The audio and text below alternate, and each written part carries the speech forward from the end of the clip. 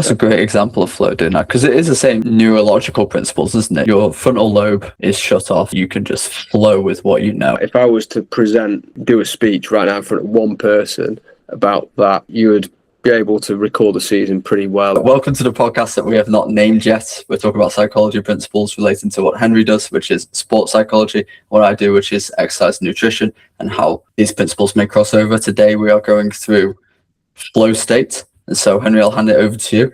Do you want to talk a little bit about it, maybe define it? Yeah, in flow state. So it's exactly how it sounds, really. The way you want to think about it is being in a state that's optimal for performance. And it's interesting because there's a couple of different ways that you can look at this, or in terms of how you can achieve it. And one of them is actually just the conditions around you.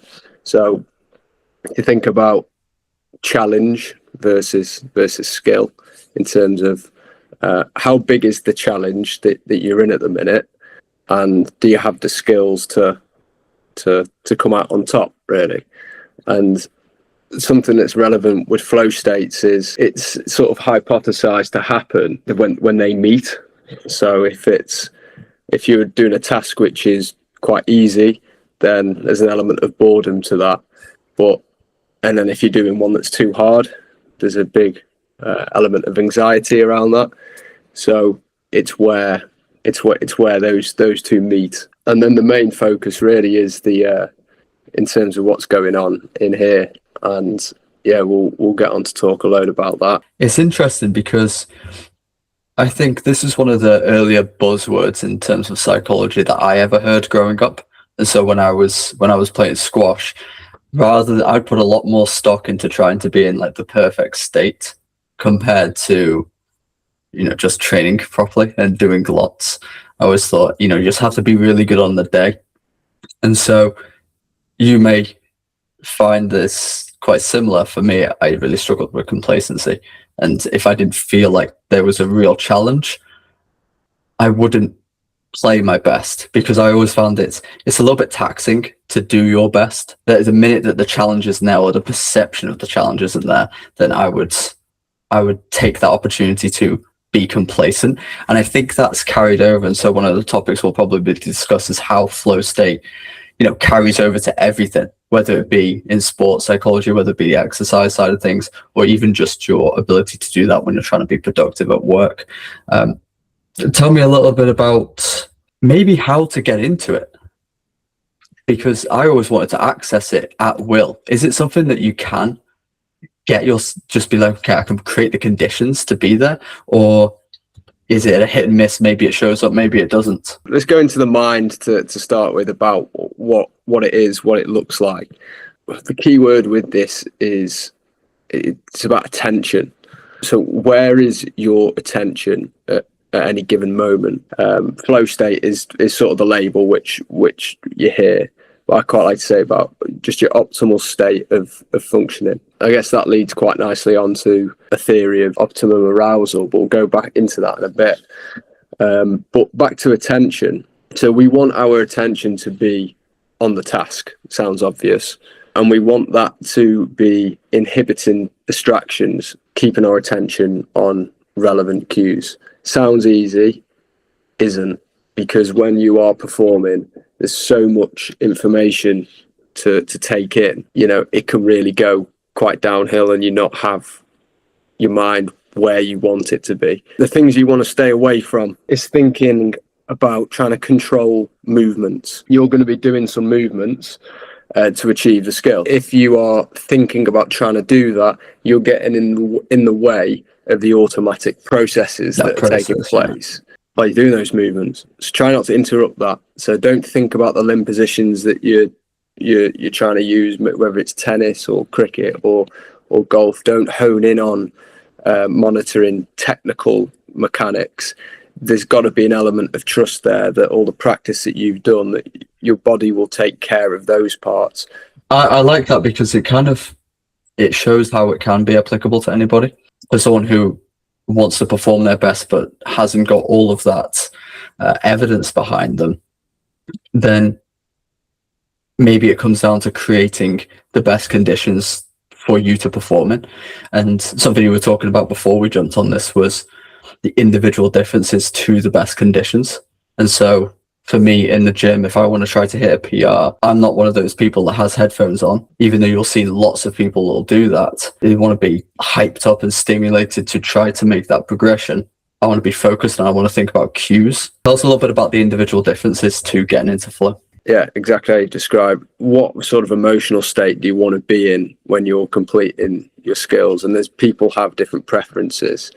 And I've seen a really good example of this being used in cricket. And I've used it a lot with the younger age groups that I work with and helping them identify, are you a warrior or an assassin in performance? Which one do you prefer to be? It's not easy to identify these things, but the assassin is somebody who wants to be very calm and analytical when they're completing their skills, whereas the warrior is somebody who wants to get into that battle with the opposition, if there's opposition there, and get into this sort of emotional, this high arousal state. And there's certainly sports that are going to be more suited to different ones. So rugby, for example, you can imagine there's probably more people who are going high arousal because of the high impact. Yeah. Whereas golf, you might see some more analytical, more trying to stay calm when completing a skill. So in terms of going to the gym, different people with their different approaches of completing gym sessions. The people who like to really sort of tune in and focus on the muscles that they're trying to activate, for example. And then you've got the other end of the spectrum, which is get the heavy metal music on to smash those PBs. You think it's not too important, but when you look at, the typical day-to-day average person, starting the gym, even though it makes sense for us, is just like mandatory, you'll just do it. For someone who's just beginning, it relies on a very thin piece of thread, whether or not they're going to actually stick to it. And so if they have a routine where they can turn up and reduce anxiety about even being there, if they can then know exactly what their routine is to get warmed up, to reduce injury, so you don't even have to think about that, and then to execute the movement properly.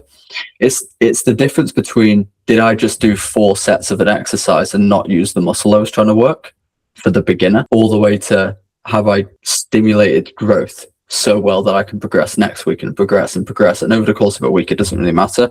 You can always just make the improvement next week. But over the course of months and months and months, it's the difference between someone going to the gym all the time and getting nothing from it. Because turning up is not the hard part. When people say that, it's not. Getting the results is. You're not going to stick to it. If you're a smart person, you're not going to stick to it if you're not getting results. It doesn't make sense. So because that flow is the difference between whether or not it works, it is actually huge. This idea of drawing on past experiences so that you can be confident in performing your best, saying, I've done this before and I've done the work, and so all I need to do is turn up. It sounds very similar to David Goggins' cookie jar. And that's something obviously that we, when we were younger, went into a lot. Do you see a crossover with like his experience and what he taught as fundamental principles to what sports psychology has almost proven? There is a crossover between that and like a stress and coping model, if you like. Sort of basic idea with stress and coping is, do the demands outweigh the resources that you have? And that idea of the conditions being in a place where you can sort of achieve this flow or optimum state of functioning. David Goggins was stacking his awareness of all the resources he has, that he can overcome stresses that feel like, how could I possibly do this? But he actually made a sort of place in his mind with all of these, you think about it, like pulling out a cookie, saying different things on them. You've done it before. They're all resources which can help you feel like you can do something. If the idea of flow is to, where that skill and conditions meet, then you want to be able to perform your best when it is a new stimulus. And I know a lot of people that, again, we can pull it back to the gym. The examples are obvious in sports, but people look past this stuff in the gym that they can often be scared to make a progression.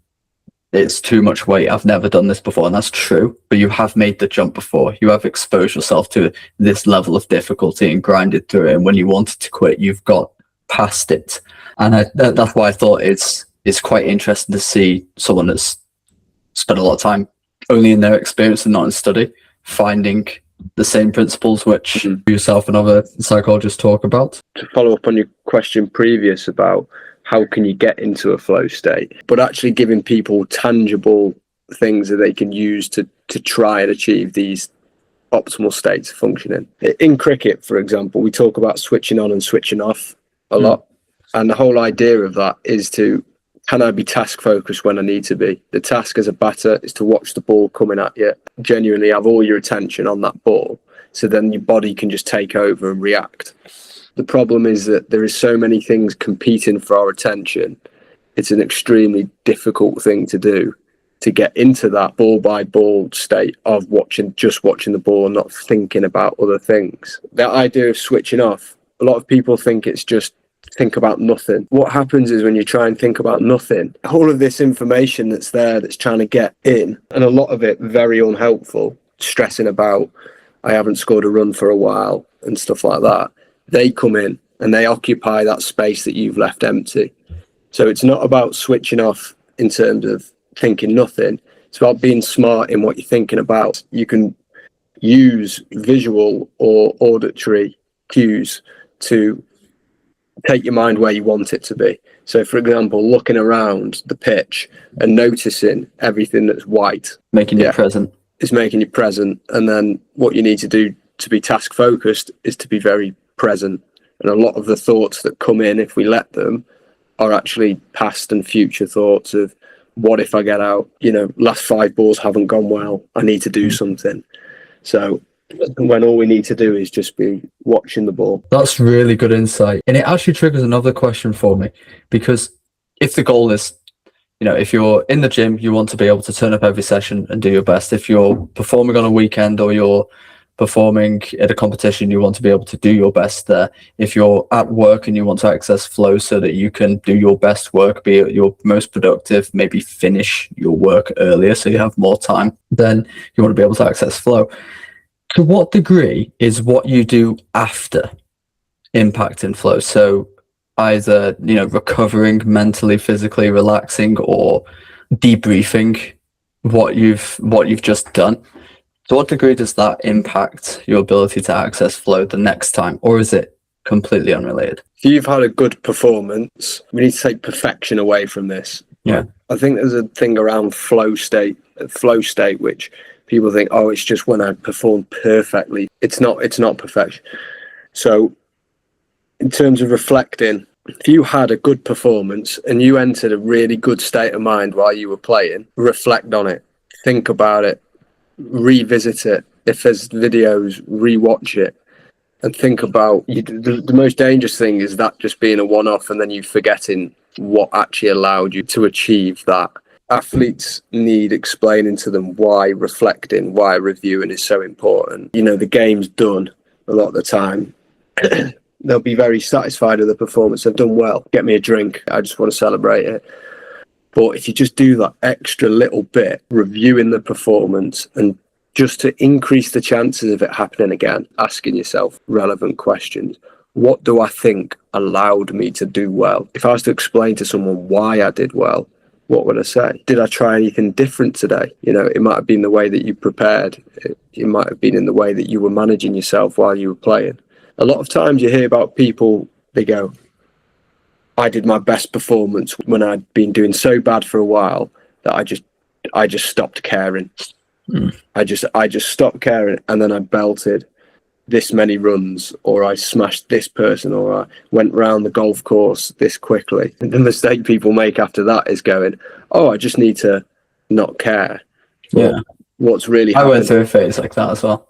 They've given up with trying to really sort of consciously control things, that they just completely freed up and allowed their automatic parts to just take over and didn't interfere with those processes that your body knows how to do. That's awesome. If you were to give a bare bones kit of a couple of things you can do before, a couple of things you can do during, and a couple of things you can do after to debrief, what would you do?